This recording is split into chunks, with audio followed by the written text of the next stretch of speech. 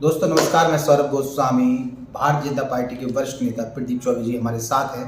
तालबेट के घटनाक्रम पर आज उनसे चर्चा करेंगे। साथ साथ ललितपुर की राजनीति में और चुनाव में, जो नगर पालिका के चुनाव है या कि नगर निकाय के चुनाव है, उसमें कौन कौन से मुद्दे सामने आ रहे हैं और बीजेपी किस तरीके से उसका सामना कर रही है। चौबे जी स्वागत है। तालबेट में जो हुआ मुक्ता सोनी के साथ, उस पर क्या? मुक्ता सोनी जी पिछले 15 साल से एक निर्दलीय प्रत्याशी के रूप में चुनाव लड़ती थी और वहाँ की चेयरमैन थी।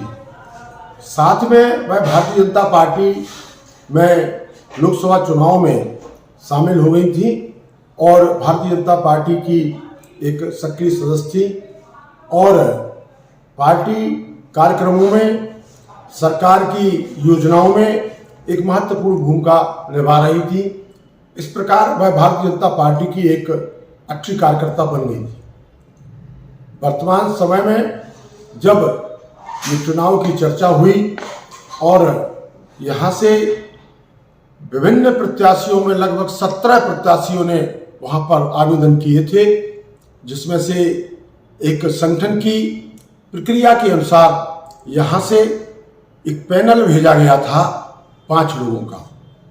क्षेत्रीय नेतृत्व ने, प्रदेश नेतृत्व ने पुनीत परिहार मोन्टू को अपना अधिकृत प्रत्याशी घोषित किया।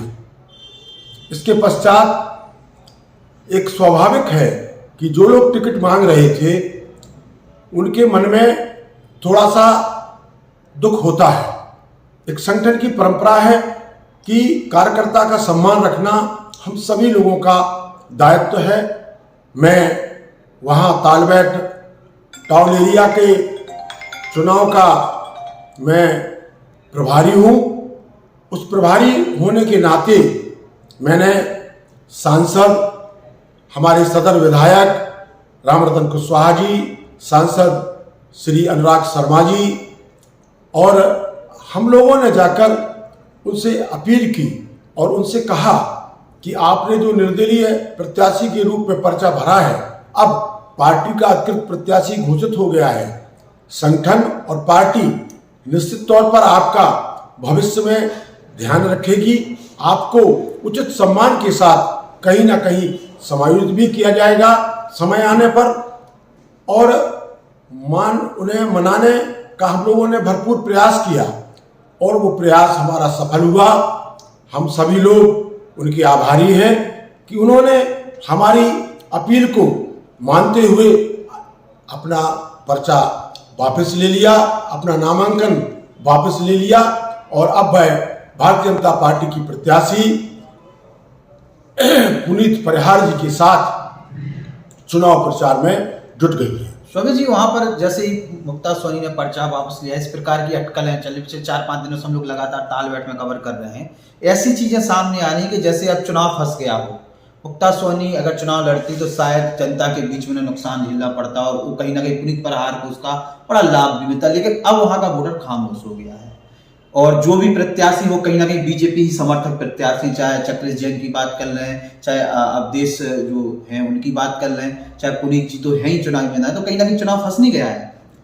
नहीं, चुनाव बिल्कुल नहीं फंसा है। चुनाव होता है, वहां पर 3 प्रत्याशी मैदान में हैं और मैं दावे के साथ कह सकता हूं कि वहां पर 12,800 के लगभग मतदाता हैं और जो मतदान होगा उस मतदान का 50% वोट भारतीय जनता पार्टी समर्थित प्रत्याशी को प्राप्त होगा और 50% में बंटवारा है और 50% से अधिक की संभावनाएं हैं, लेकिन मैं आपसे 50% का कह रहा हूं और इस प्रकार से चुनाव कहीं कोई फंसा नहीं है।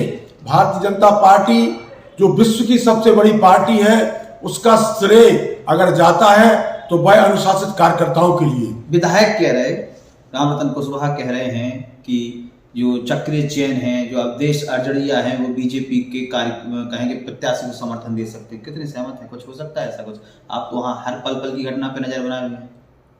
ये चुनाव है और राजनीति एक संभावनाओं का खेल है और संभावनाओं के इस खेल में हम लोगों का प्रयास जारी रहेगा।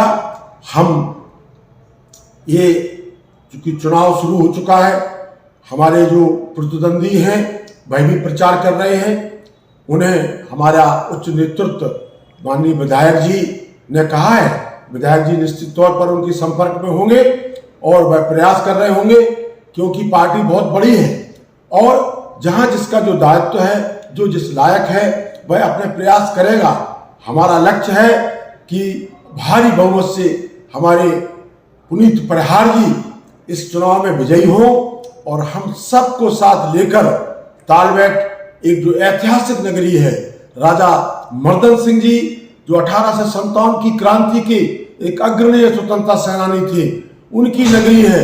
इस नगरी को पूरी सजाकर संवारकर और जितना भी विकास हो सकेगा सबके सहयोग से उसके विकास के लिए हम काम करेंगे। चौबे जी, आप बड़े सीनियर पर्सन हैं बीजेपी के। आपने उस समय भारतीय जनता पार्टी का झंडा बुलंद किया है जब कोई झंडा उठाने के लिए नहीं था।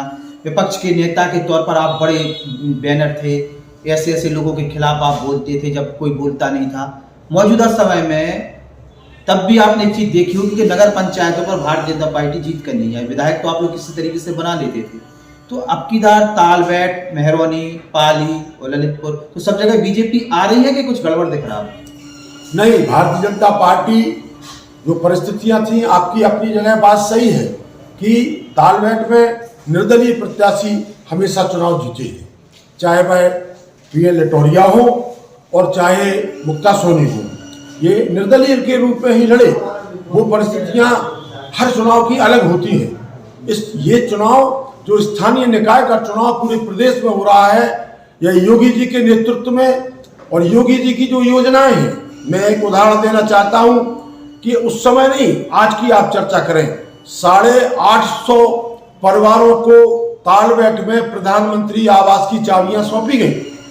अब आप लगा लीजिए कि 850 परिवारों को जिन्हें प्रधानमंत्री आवास योजना के तहत मकान उपलब्ध हुए हैं या अन्य और योजनाएं जो अर्बन एरिया की हमारी डेवलपमेंट की चल रही हैं, उनमें हमारे जो काम हो रहे हैं, जो हमारे लाभार्थी हैं, हम उन लाभार्थियों से भी संपर्क कर रहे हैं, उनका भी समर्थन जुटा रहे हैं।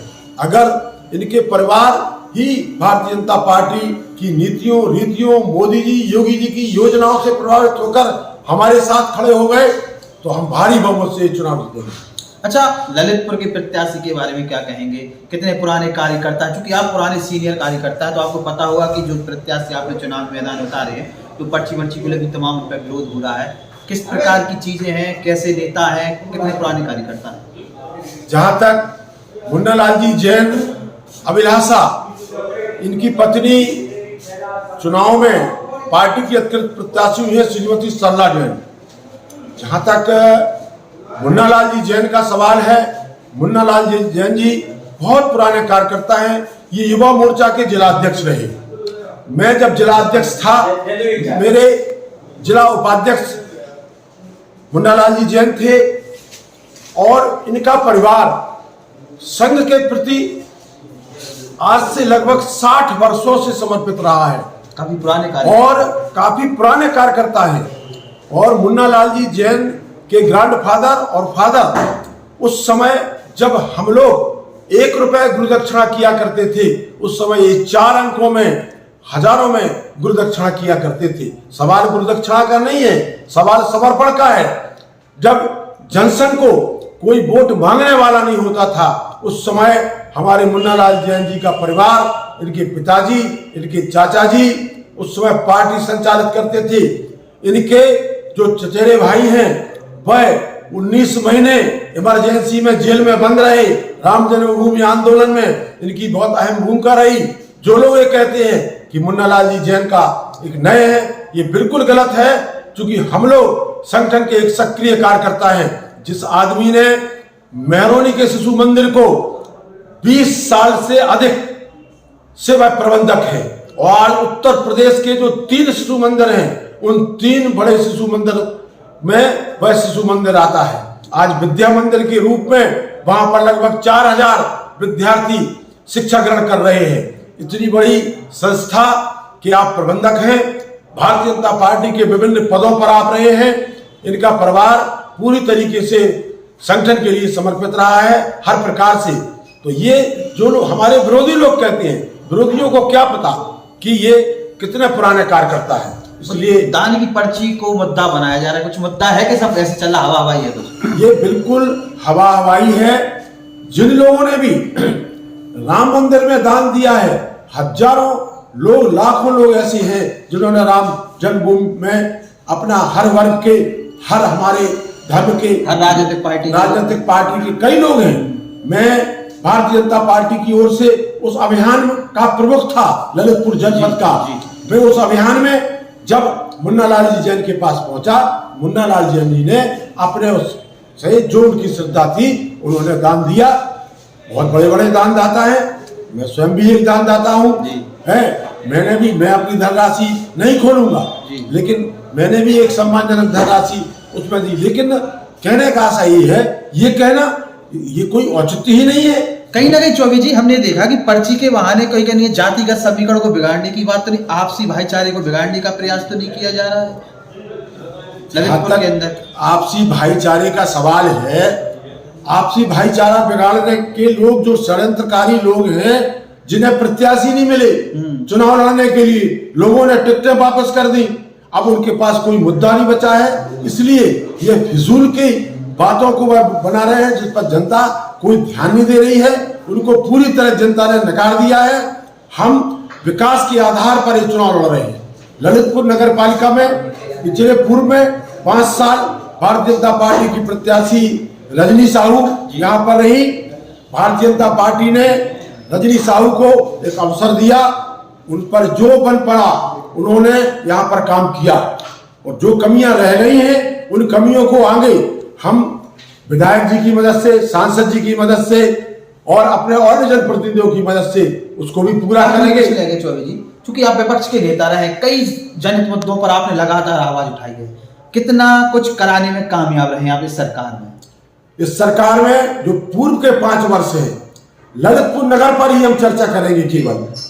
मैं ये कहना चाहता हूं कि देवगढ़ का फ्लाईओवर था, उसमें उमा जी के समय से काम प्रारंभ हुआ। वर्तमान सांसद जी आए, सारे लोगों ने जुटकर एक इतनी बड़ी समस्या जो पिछले 50 वर्ष से चल रही थी उसको काम करने का नगर में काम किया। देवगढ़ रोड का फ्लाईओवर बना, नेहरू नगर चांदमारी पेयजल योजना जो कि एक बहुत ही मील का पत्थर थी, वहां पर बहुत बड़ी समस्या थी पेयजल की। उसके लिए माननीय योगी जी ने 52 करोड़ रुपया तत्काल स्वीकृत किया। आज वह पूरी प्रगति पर है हमारा नेहरू नगर पेयजल योजना, जिससे कि हमारा जो पठारी इलाका है चांदमारी का वो और नेहरू नगर क्षेत्र पूरा लाभान्वित होगा। जैसा कि आपको पता है कि बुंदेलखंड में 8000 करोड़ रुपए हर घर नल से पेयजल पहुंचाने की योजना चल रही है, और ये नगर के लिए योजना अलग चल रही है। हाँ, ये बात जरूर है कि जब इतना बड़ा फंडिंग जब कोई होती है तो उसको पूर्ण होने में समय लगता है। अभी आज पाइपलाइन में है, कुछ समय बाद इस योजना पूर्ण हो जाएगी। टंकियों का काम तेजी से चल रहा है। जो हमारे ब्याने नाले का पुल था, ब्याने नाले का पुल हमारा बन के तैयार हो गया है और शीघ्र ही वह भी शुभारंभ होने वाला है। इसके अलावा हमारे ललितपुर नगर में जो भी महत्वपूर्ण रोड थे जिनको विपक्षी मुद्दा बनाते थे, उन सारे रोड हमारे स्वीकृत हो चुके हैं। उन रोडों पर कार्य चल रहा है, बस शीघ्र वो भी रोड पूरे होंगे। जो काम नगरीय क्षेत्र में शेष रह गए हैं, जैसे शहजाद नदी का सौंदर्यीकरण है, जिसे कि अभी विधायक जी से हमारी चर्चा हुई। शहजाद नदी का पुल है, चौबियाने से जुड़ने वाला एक लिंक जो हमारा पुल है वो है, और पूरे तटबंध है। ये पूरे की पूरी जो योजना है इसका प्रोजेक्ट तैयार हो रहा है। हम नगर पालिका चुनाव के बाद माननीय विधायक जी और सांसद जी के सहयोग से इसके स्पेशल फंड की व्यवस्था करा के इस काम को हम पूर्ण कराएंगे। चाहे पंचमुखी हनुमान मंदिर की तरफ जाने वाला पुल हो या अन्य हो, हमारा जो विजन डॉक्यूमेंट तैयार हो रहा है कि ललितपुर नगर के सुनियोजित विकास के लिए हमारा जो विजन डॉक्यूमेंट तैयार हो रहा है, शिक्षा के क्षेत्र में, पर्यावरण के क्षेत्र में, अन्य क्षेत्रों में जो भी काम शेष रह गए हैं, हम जनता को विश्वास दिलाते हैं कि वह उन कामों पर हमारी पार्टी, हमारी सरकार, हम लोग पूरी तरीके से काम करेंगे और नगर को सुंदर स्वच्छ बनाने का काम हम करेंगे। चौबे जी ने हमसे बात की। चौबे जी का बहुत बहुत धन्यवाद। तमाम विजन पर उन्होंने बताया किस प्रकार से आगे डेवलपमेंट होगा। 13 तारीख का इंतजार रहेगा। 13 तारीख को क्या होने वाला है, क्या तालबेट में पहली बार भारतीय जनता पार्टी बैनर पर जीत हासिल कर पाएगी, ये भी देखने वाली बात होगी। नगर पंचायतों में जो अभी तक भारतीय जनता पार्टी हारती नजर आई, वहां जीत कर पाएगी, ये देखने वाली बात। चौबे जी,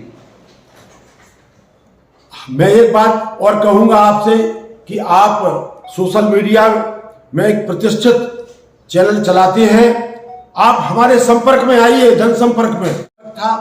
यहाँ गोविंद नगर और शांति नगर में हमारा संपर्क था। जो हमारे साथ समर्थन आ रहा है वो समर्थन देखने लायक है। कल हमारे प्रत्याशी के साथ लगभग 500 लोगों की भीड़ जनसंपर्क में निकली थी। बिल्कुल। और श्रीमती सरला जैन का चुनाव सरला जैन नहीं लड़ रही है, भारतीय जनता पार्टी नहीं लड़ रही है, ललितपुर की जनता चुनाव लड़ रही है। और ये चमत्कार हमारी योगी जी की सरकार की नीतियों का है। भारतीय जनता पार्टी की जो मजबूत इच्छा शक्ति है और जो वचन है, उन वचनों के कारण और विश्वसनीयता के कारण आज जनता ने ये चुनाव अपने हाथ में ले लिया है। जिस प्रत्याशी का चुनाव जनता अपने हाथ में ले लेती है, वह प्रत्याशी भारी बहुमत से विजयी होता है। बहुत बहुत धन्यवाद चौबे जी। जन सरोकार से जुड़ी हुई आवाज द बुंदेलखंड पोस्ट को सब्सक्राइब करें।